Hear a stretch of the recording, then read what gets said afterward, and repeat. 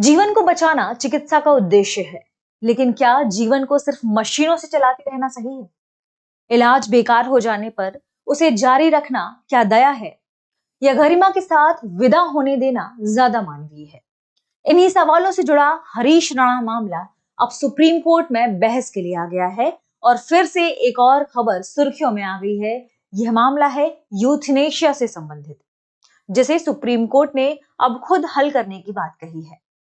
आज के सेशन में हम इन्हीं मुद्दों पर चर्चा करने वाले हैं कि आखिर यूथनेशिया क्या है, यह सवाल इतना महत्वपूर्ण क्यों है, सक्रिय और पैसिव यूथनेशिया में क्या अंतर है। इन सभी बिंदुओं पर चर्चा करने से पहले आपके लिए एक महत्वपूर्ण सूचना है कि अगर आप घर बैठे यूपीएससी की तैयारी करना चाहते हैं तो दृष्टि लेकर आया है आपके लिए एक बहुत ही इंपॉर्टेंट कोर्स जिसका नाम है studio GS foundation live online course.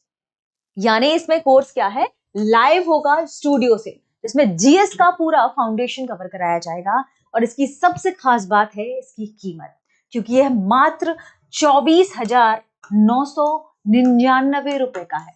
इस 24,999 रुपए में आपको जीएस फाउंडेशन कवर कराया जाएगा और इसके साथ ही आपको मिलेगी 2 वर्षों तक करंट अफेयर की क्लासेस, का एक्सेस और दृष्टि की मैगजीन भी मिलेगी 24 महीने तक।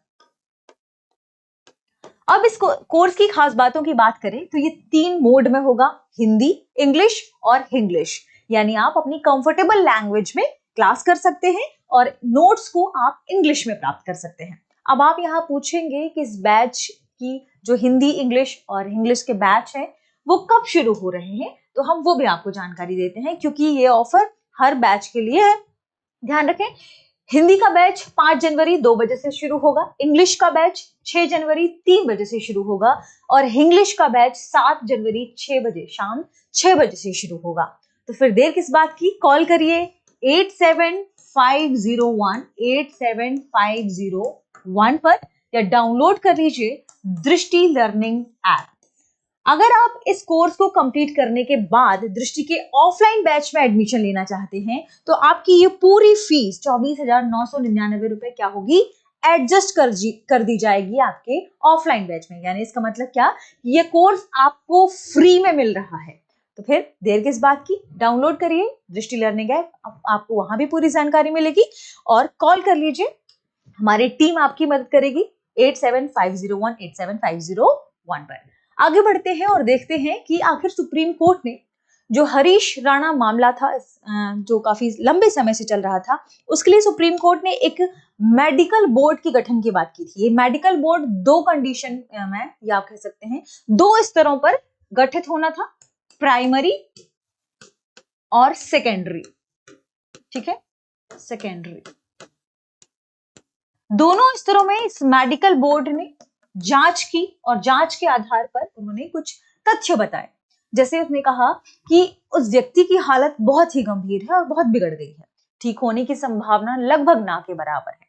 तो सुप्रीम कोर्ट ने सीधे परिवार से मिलने की, उनसे बातचीत करने की बात कही है, क्योंकि परिवार 1 दशक से इससे जूझ रहा है। ऐसा बताया जा रहा है कि उस व्यक्ति की उम्र 31 वर्ष है और लगभग जब वो अपने कॉलेज में था तो अपने कॉलेज के पेइंग गेस्ट से गिर गया था बालकनी से, उसके बाद उसकी जो हालत है इतनी गंभीर हो गई। भारत में यूथनेशिया कहां पहुंच गया, इच्छा मृत्यु को लेकर क्या स्थिति है, इसके बारे में चर्चा करेंगे। उससे पहले ध्यान रखें कि उस व्यक्ति के साथ समस्या क्या है। सांस के लिए उसे ट्रेकियोस्टोमी ट्यूब का इस्तेमाल करना पड़ रहा है।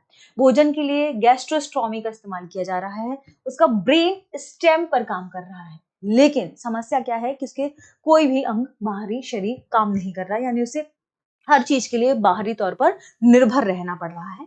इसलिए कोर्ट ने कहा है कि ये बेहद दुखद है, उसे डायरेक्ट उनके पेरेंट्स से बात करना होगा और फिर उसके आधार पर वो कहेगा कि क्या जीवन रक्षक उपचार यानी लाइफ सस्टेनिंग ट्रीटमेंट को हटाया जा सकता है या रोका जा सकता है। बात कर लेते हैं यूथनेशिया के बारे में। यूथनेशिया 2 प्रकार की होती है, सक्रिय यूथनेशिया और पैसिव यूथनेशिया या निष्क्रिय यूथनेशिया। ठीक है, भारत में जो सक्रिय यानी असिस्टेड डाइंग जिसे कहते हैं, असिस्टेड डाइंग, सक्रिय यूथनेशिया, ये क्या है, इसका मतलब है किसी व्यक्ति को जानबूझकर मौत देना। जैसे उसे अगर लीथल का इंजेक्शन लगा दिया जाए तो उसे जानबूझकर मौत के तौर पर शामिल किया जाता है। यह भारत में अवैध है, ये इसे हत्या माना जाता है। यानी भारतीय न्याय संहिता की हम बात करें तो उसके भीतर इसे हत्या माना जाता है। और कोई डॉक्टर यदि किसी मरीज को ऐसा करने के लिए मदद भी करता है तब भी उसे आत्महत्या के लिए उकसाने के लिए आपराधिक जिम्मेदार माना जा सकता है। ठीक है, ये भी ध्यान रखना है, ये गैर इरादतन हत्या के रूप में शामिल होगी और डॉक्टर द्वारा सहायता करने पर क्या होगा, आत्महत्या के लिए उकसाना माना जाएगा। दूसरा है निष्क्रिय यूथेनेशिया, जिसे हम कहते हैं पैसिव यूथेनेशिया। इसमें क्या होता है, जीवन रक्षक उपचार हटाना या शुरू करना आदि शामिल होता है। ठीक है, ये ध्यान रखिएगा। पैसिव मतलब जीवन रक्षक उपचार जो भी चल रहे हैं उन्हें हटा देना या उन्हें शुरू कर देना, इसे शामिल किया जाता है। बीमारी को प्राकृतिक क्रम में आगे बढ़ने देना, यह भी पैसिव यूथेनेशिया में शामिल है। इसे मौत की मंशा नहीं माना जाएगा, इसमें मृत्यु बीमारी या चोट के जरिए ही हुई है ऐसा माना जाता है, ये ध्यान रखिएगा। मौत की मंशा नहीं, बीमारी वो जो मृत्यु हुई व्यक्ति की वो बीमारी या चोट से मानी जाती है, इलाज हटाने से नहीं। इसका आधार क्या है?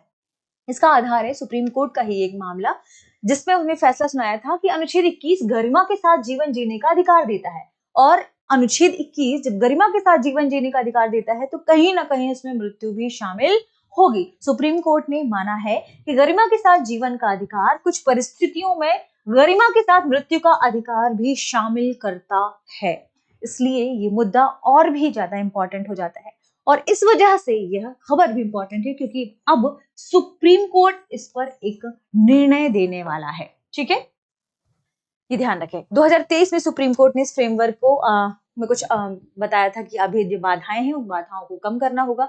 जैसे जो मेडिकल के गठन की बात की गई थी उसमें कहा गया था डॉक्टर के पास 20 साल का अनुभव होना चाहिए, उसे 5 साल कर दिया।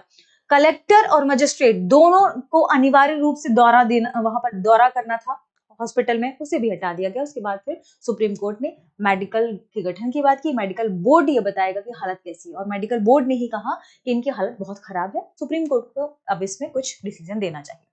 विकसित कानूनी ढांचे के तहत सुप्रीम कोर्ट हरीश राणा मामले पर विचार कर रहा है। कोर्ट यह जांच कर रहा है कि कागजों पर जो कानून बना है वो परिवारों के जीवन में किस प्रकार का संकट पैदा करेगा अगर उसे लागू किया जाता है। जैसे सालों तक वो झेल रहे हैं, उस मामले के बाद आखिर उनका इंतजार खत्म होगा या नहीं, क्या होगा अंत में, इसे तय करेगा सुप्रीम कोर्ट। ठीक है, अब आज के सेशन पर आधारित हम प्रश्न देखते हैं। प्रश्न है, पैसिव यूथनेशिया का संवैधानिक आधार निम्नलिखित में से कौन सा अनुच्छेद है? ऑप्शन ए अनुच्छेद 14, ऑप्शन बी अनुच्छेद 19, ऑप्शन सी अनुच्छेद 21, ऑप्शन डी अनुच्छेद 32। इस प्रश्न का सही जवाब कमेंट सेक्शन में देना ना भूलें। मिलते हैं अगले वीडियो में, शुक्रिया। Introducing Drishti IAS Everyday Wear, the casual jacket and the polo neck t-shirt, perfect for everyday and casual wear. Shop now on the Drishti Learning app and Flipkart. Buy link in the description. अब exam की तैयारी को और बेहतर करने के लिए हमारे चैनल को लाइक, शेयर और सब्सक्राइब करना ना भूलें।